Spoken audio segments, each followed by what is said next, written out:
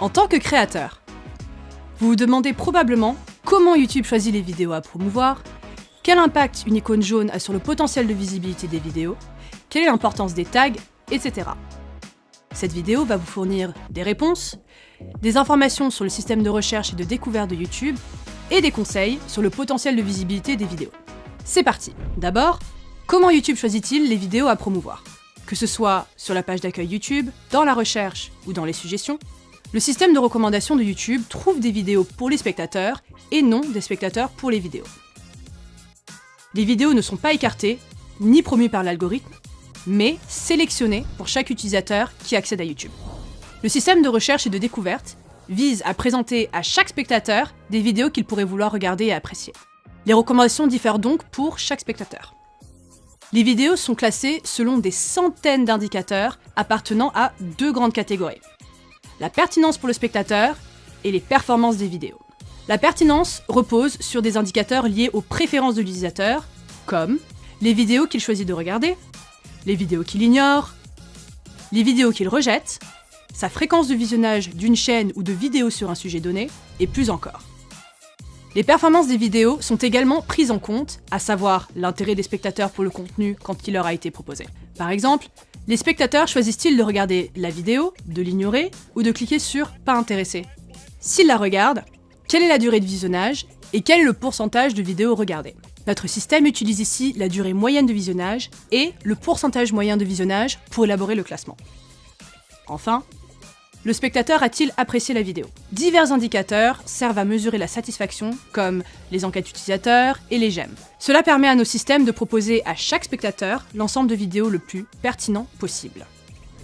Les créateurs demandent souvent quel type de vidéo l'algorithme préfère. Mais nos systèmes n'ont pas d'avis sur le type de vidéo que vous créez et ne favorisent aucun format en particulier. Ils essayent plutôt de suivre l'audience. Au lieu de chercher à être un expert en algorithme ou en analyse, apprenez à connaître vos spectateurs et leurs goûts. Ensuite, si vous changez son titre ou sa miniature, la vidéo est-elle reclassée dans l'algorithme? Cela peut arriver, mais c'est parce que nos systèmes réagissent à la manière dont les spectateurs interagissent avec votre vidéo, plutôt qu'aux modifications apportées au titre ou à la miniature. Lorsque l'aspect de votre vidéo change, la façon dont les spectateurs interagissent avec celle-ci lorsqu'ils la trouvent change également. En modifiant le titre ou la miniature de votre vidéo, vous pouvez augmenter son nombre de vues, mais si elle est déjà performante, ne changez pas ce qui fonctionne. Si l'une de mes vidéos enregistre de mauvaises performances, cela va-t-il nuire à ma chaîne? L'important, c'est la réaction des spectateurs aux vidéos qui leur sont recommandées. Nos systèmes s'appuient plutôt sur des indicateurs au niveau des vidéos et de l'audience pour déterminer quelles vidéos sont les plus recommandées pour votre audience. Une baisse générale des vues sur votre chaîne peut survenir lorsque l'intérêt des utilisateurs change avec le temps, ou quand ils cessent de regarder la plupart de vos vidéos lorsqu'elles leur sont recommandées. L'état de monétisation, par exemple l'icône jaune, a-t-il un impact sur le potentiel de visibilité des vidéos? Non, car nos systèmes de recherche et de recommandation ne savent pas quelles vidéos sont monétisées ou non. Nous nous efforçons de recommander à vos spectateurs des vidéos qui les intéressent, qu'elles soient monétisées ou non. Mais, si une vidéo inclut du contenu pour adultes, violent ou explicite, elle peut être démonétisée car elle n'est pas adaptée à tous les annonceurs. Elle peut aussi être recommandée à moins de spectateurs car elle n'est pas adaptée à toutes les audiences. Dois-je mettre des vidéos en ligne chaque jour ou au moins une fois par semaine? Nous avons effectué des analyses au fil des ans qui montrent l'absence de lien entre les augmentations des vues des vidéos publiées et le délai entre les mises en ligne. De nombreux créateurs ont établi des liens solides avec leur audience car ils ont préféré la qualité à la quantité. Nous vous encourageons à prendre soin de vous afin d'éviter le burn-out, ce qui est important pour votre audience et votre bien-être. Pourquoi mon nombre de vues est-il inférieur à mon nombre d'abonnés? Le nombre d'abonnés à votre chaîne ne correspond pas au nombre de spectateurs qui choisissent de regarder vos vidéos. Les spectateurs sont abonnés en moyenne à des dizaines de chaînes et ne regardent pas nécessairement chaque nouvelle vidéo qu'elles mettent en ligne. De plus, il arrive souvent que les utilisateurs soient des abonnés à des chaînes dont ils ne regardent plus les vidéos. Concentrez-vous plutôt sur vos véritables spectateurs à l'aide de YouTube Analytics, qui peut vous aider à savoir qui ils sont et quelles sont les vidéos qui ont du succès ou pas. Quels autres facteurs influencent le nombre de spectateurs? L'origine de votre audience repose sur 3 facteurs principaux: l'intérêt pour le sujet abordé, la concurrence et la saisonnalité.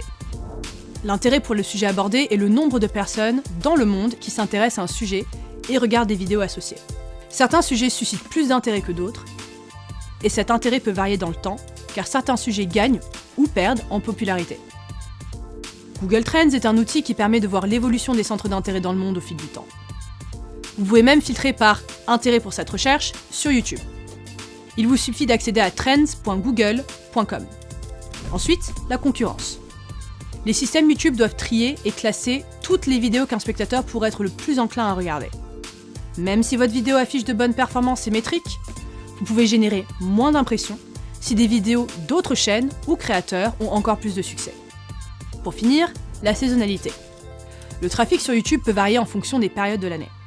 Pensez aux caractéristiques de vos spectateurs, leur pays de résidence, ce qui se passe dans leur vie, etc. et attendez-vous à ce que leur nombre varie sensiblement pendant les périodes de fête. Enfin, quelle importance ont les tags? Ils ne sont pas très importants. Ils servent principalement à corriger les fautes d'orthographe courantes, par exemple YouTube écrit U-tube ou U-tube. Pour rappel, les systèmes YouTube sont personnalisés pour chaque spectateur et recommandent des contenus en fonction de ses centres d'intérêt. Ils sont également influencés par les performances et l'engagement avec les vidéos, et par des facteurs externes qui influent sur les centres d'intérêt au fil du temps. Focalisez-vous sur ce qui plaît à votre audience. Si vous le faites, et les internautes regardent vos vidéos, les recommandations suivront. Pour en savoir plus sur le système de recommandation de YouTube et obtenir des conseils sur le potentiel de visibilité, consultez les ressources ci-dessous. Merci de votre attention!